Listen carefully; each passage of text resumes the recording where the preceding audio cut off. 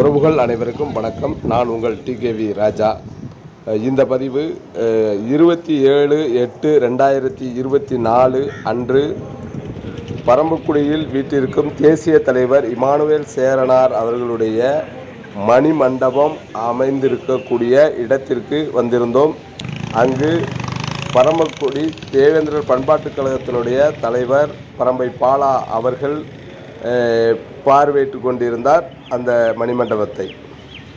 அங்கு வேலைப்பாடு என்பது மிக விறுவிறுப்பாக நடந்து கொண்டிருந்த அந்த காட்சியை காணொலியாக எடுத்துக்கொண்டு பின்பு அங்கு ஒரு இளைஞர் பட்டாளம் மரியாதைக்குரிய பரம்பை பாலா அவர்களை சந்திக்க வந்திருந்தார்கள். அவர்கள் மானாமதுரை கிருஷ்ணராஜபுரம் என்ற ஒரு ஊரை சார்ந்தவர்கள். அவர்களிடம் இந்த மணிமண்டபம் பற்றியும் எதற்காக இந்த இடத்தில் மரியாதைக்குரிய பரம்பை பாலா அவர்களை சந்தித்தீர்கள் என்றும் கேள்வி எழுப்பிய போது அவர்களுடைய மனநிலை, இந்த குறிப்பாக இந்த மணிமண்டபம் பற்றி அவர்களுடைய மனநிலை என்ன, எப்படி என்பதை கேட்டறிந்தோம். அதன் காணொளி தான் இதோ உங்களுக்காக.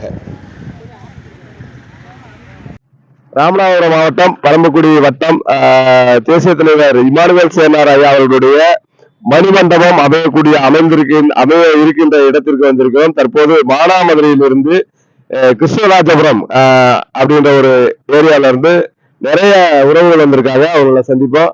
தம்பி வணக்கம். வணக்கம்.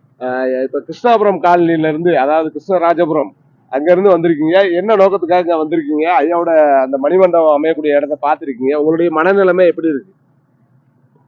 நம்ம மானாமதுரை கிருஷ்ணராஜபுரம் உறவுமில்ல இருந்து வந்திருக்கோம். தேவேந்திரர் பண்பாட்டு கழகம் தலைவர் நம்ம ஐயா பரம்பை பாலா அவர்களை வந்து பார்த்துருக்கோம்.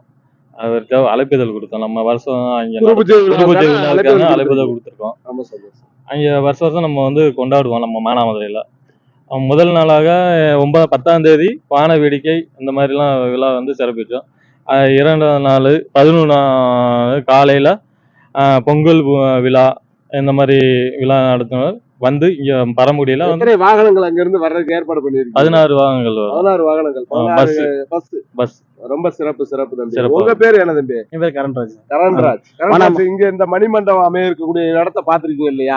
உங்களுடைய மனசு எப்படி இருக்கு? ரொம்ப நல்லா இருக்கு. நல்லபடியாக நடந்து கொண்டு இருக்கிறது. வேலை விறுவிறுப்பா நடந்து கொண்டிருக்கிறது. மிக சிறப்பாக முறையில் அமையணும்னு சொல்லிட்டு கேட்டுக்கிறேன். உங்களுக்கு சந்தோஷமா இருக்கு? ரொம்ப சந்தோஷமா இருக்கு. தம்பி சொல்லுங்க தம்பி, உங்க பேரு? என்னோட பேரு விக்ரம். சொல்லுங்க தம்பி, அழகான பேரு. சொல்லுங்க, இந்த மணிமண்டபம் மேல எலும்பி வந்தா உங்க எப்படி இருக்கும்? ஒரு கற்பனை பண்ணி பாத்தீங்களா? இருக்கலே சந்தோஷமே அதுதான்.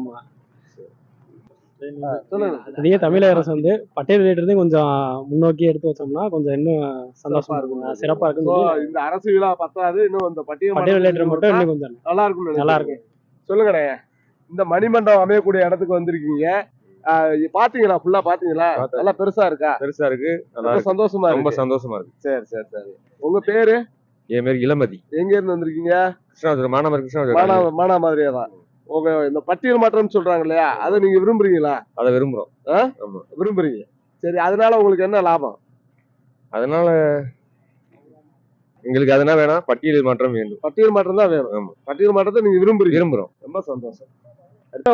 அமையக்கூடிய இடத்துக்கு வந்திருக்கீங்க இல்லையா? ஐயாவுக்கு மணிமண்டபம் வரும்னு நீங்க எதிர்பார்த்தீங்களா?